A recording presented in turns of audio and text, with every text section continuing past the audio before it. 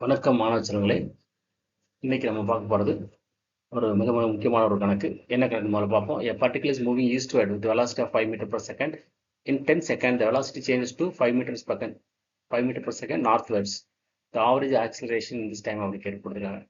So average acceleration நமக்கு formula தெரியும். That is del v by del t. del vன்றது final velocity minus initial velocity. del t கொடுத்துருக்காங்களா? Yes 10 seconds கொடுத்துருக்காங்க. So நம்ம என்ன கண்டுபிடிக்கணும்? விஎஃப் மைனஸ் விஐ தான் கண்டுபிடிக்கணும். சரிங்களா?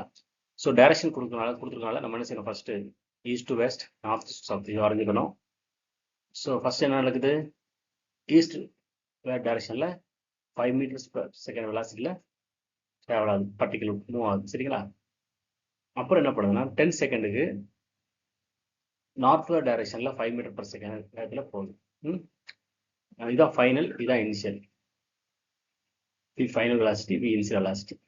நமக்கு இந்த ஃபார்முலா என்ன கொடுத்துருக்கு? Vf minus Vi கொடுத்துருக்கு. சரிங்களா? Vf minus Vi கொடுத்துருக்கு. ஸோ மைனஸ் Vi வரையணும்னா இதுக்கு இந்த வெக்டாருக்கு ஆப்போசிட் டைரக்ஷனில் வரையணும். ஸோ நம்ம என்ன பண்ணுறோம்? இந்த வெக்டாருக்கு ஆப்போசிட் டைரக்ஷனில் வரையணும்னா நமக்கு என்ன Vf மைனஸ் Vi வேணும். ஸோ இது Vf மைனஸ் Viனா ஆப்போசிட் டைரக்ஷனில் வரையணும். புரியுங்களா? இதுதான் இந்த ப்ராப்ளத்தோட மெயின் கீயே தான். ஆப்போசிட் டைரக்ஷனில் வரையணும். Vf மைனஸ் விஐ அப்படின்றதுனால விஎஃப் இப்படி இருக்கிறதுனால மைனஸ் விஐ ஆப்போசிட் டைரக்ஷனில் வரைகிறோம். இதுதான் ரொம்ப ரொம்ப முக்கியம். சரிங்களா? ஒன்ஸ் இது வரைஞ்சிட்டோம்னா நம்ம என்ன செய்யலாம்? ரிசல்டன்ட் வெக்டார் டெல்வி கண்டுபிடிச்சிடலாம். Okay, resultant vector del v is equal to VF 5 V initial வந்து 5 தான்.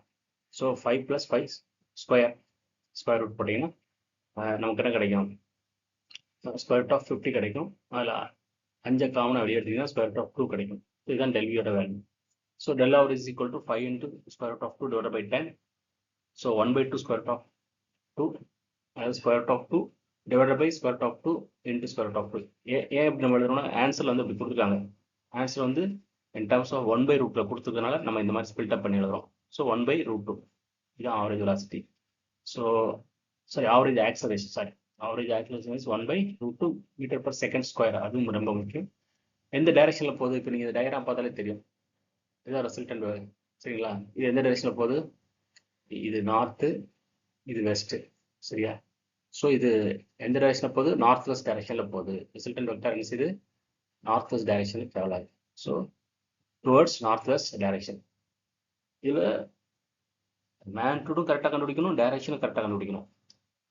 அது ரொம்ப முக்கியம். அப்புறம் ஆன்சர் வந்து 1/√2 இந்த டைமில் கொடுத்துருக்கோம். இந்த சேஞ்சஸ் நீங்கள் பண்ண தெரியணும். 2ன்னு கொடுத்தா இதோட ஆன்சர் நீங்கள் நிறுத்திடக்கூடாது.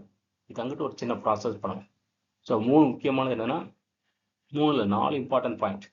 ஃபஸ்ட்டு மைனஸ் விஐ கொடுத்துருக்கனால வெக்டார் டைரக்ஷன்ஸை நம்ம என்ன செய்யணும்? இந்த மாதிரி போட தெரியணும். First point.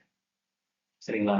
ரெண்டாவது பாயிண்ட்டு ஆன்சர் வந்து ஸ்கொயர் ரூட் ஆஃப் 2ல் கொடுத்தனால இந்த 2வை square root of 2 into square root of 2 இப்படி நமக்கு எழுத தெரியணும். சரிங்களா? அடுத்து வர பாயிண்ட் டைரக்ஷன்ஸ் கொடுக்கறதுனால இந்த ரிசல்டன்ட் வெக்டர் எந்த டைரக்ஷனில் போகுது அப்படின்னு கண்டுபிடிச்சோம்னா அது வந்து நார்த் வெஸ்ட் டைரக்ஷனில் போகுது. சரிங்களா? இந்த பாயிண்ட்ஸ் எல்லாம் நமக்கு தெரியணும். தெரிஞ்சால் தான் நம்ம என்ன செய்ய முடியும்? இது ஈஸியாக சால்வ் பண்ண முடியும். இல்லைன்னா நம்ம தப்பு செய்யறதுக்கு வாய்ப்பு இருக்கு. சரிங்களா? ஓகே.